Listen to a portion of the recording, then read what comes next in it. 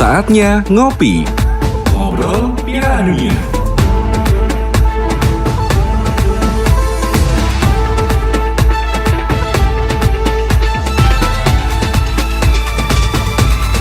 Ngobrol Piala Dunia. Halo Sport Lover, salam olahraga. Bertemu kembali kita dalam Ngopi Ngobrol Piala Dunia. Berbagai informasi seputar Piala Dunia akan kami hadirkan untuk Anda.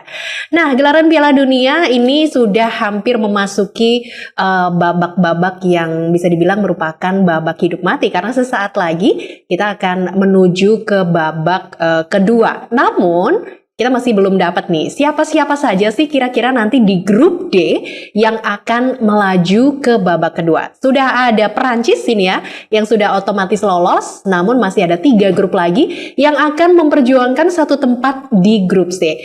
Maksud kami di grup D ya, dan kita akan hadirkan perbincangannya bersama dengan Bung Darjo Soyat. Baik Bung, salam olahraga Bung. Saya.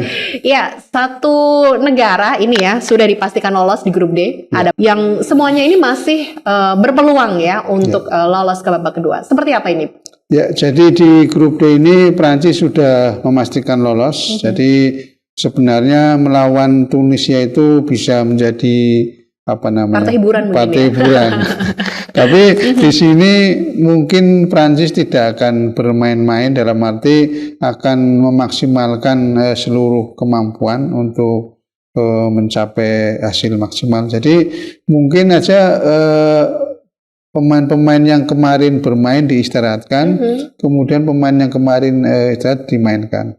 Tapi di sini mungkin sebutan kalau pemain lapis kedua saya pikir tidak pas. Hampir sama Hampir semuanya sama ya. karena hanya mungkin strategi yang dibutuhkan oleh pelatih pemain itu. Jadi bisa jadi pemain yang kita sebut pemain cadangan bisa oleh sang pelatih jadi pemain utama dan sebaliknya. Jadi dalam Piala Dunia ini kurang pas kalau pemain yang tidak dimainkan jadi pemain lapis kedua. Baik, Mbappe ini kan kemarin di babak pertama dan juga kedua, atau di pertandingan pertama dan kedua penampilannya luar biasa ya. Gol-golnya ini kemudian membawa Prancis meraih kemenangan. Apakah kemungkinan nanti melawan Tunisia akan diistirahatkan ini pemain ini? Mungkin saja diistirahatkan, tapi di sisi lain Mbappe ada mungkin target pribadi, misalnya sebagai top scorer dan sebagainya itu. Hal itu biasanya mendapat dukungan pelatih untuk pemain-pemain tertentu diberi keleluasaan untuk mengeksplorasi seluruh kemampuannya. Jadi Mbappe dengan usia yang relatif masih muda dan potensi tinggi, bisa saja Prancis di samping target sebagai juara dunia mempertahankan prestasinya, bisa jadi akan mendorong salah satu pemainnya untuk menjadi salah satu top scorer atau mungkin pemain terbaik. Jadi khusus Mbappe mungkin ada kekhususan, mungkin tidak. Paling nggak mungkin di babak kedua nanti akan dimainkan seperti itu ya. Baik, nah. Kelebihan dan kekurangannya akan bermain all out melawan Prancis. Baik, jadi nanti Tunisia ini akan all out karena mau tidak mau ya mereka ini harus menang melawan Prancis. Kemudian bagaimana dengan Denmark dan juga Australia ini ya? Australia sementara ini punya keunggulan 3 poin, sementara Denmark baru 1. Tapi ini kembali lagi bahwa ini Piala Dunia, tidak bisa kemudian tim yang sudah unggul akan leading dan sebaliknya tim yang di bawah akan terjerembab. Jadi ini juga akan ramai. Jadi Denmark itu kita kenal sebagai yang sebutan tim dinamit ya.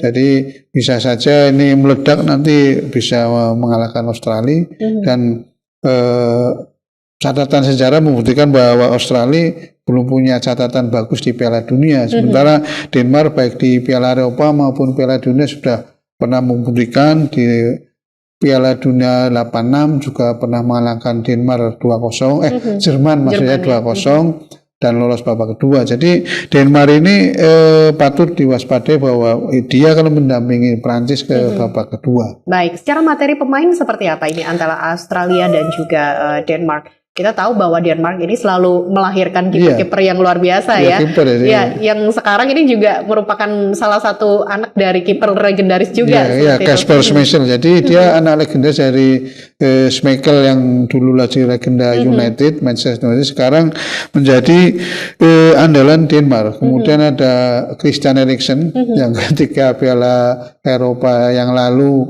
tiba-tiba kita dikejutkan tergeletak di lapangan karena serangan jantung, tapi dengan keajaiban Tuhan dia sekarang sehat lagi, bahkan dipercaya menjadi kapten tim di Piala Dunia ini.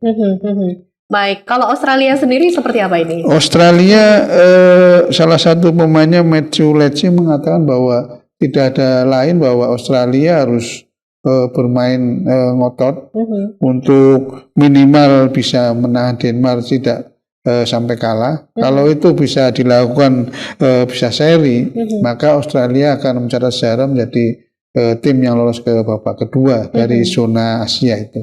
Baik, jadi sebenarnya Australia hanya membutuhkan hasil seri untuk bisa lolos ke babak kedua, sementara Denmark ini harus menang ya jika ingin lolos ke babak selanjutnya. Baik, nah ini nanti kalau misalkan kemudian Perancis sudah lolos ya, kemudian Denmark atau Australia seperti itu nanti yang akan mendampingi. Mereka ini nanti akan head to head dengan grup mana ini? Grup D. Jadi ini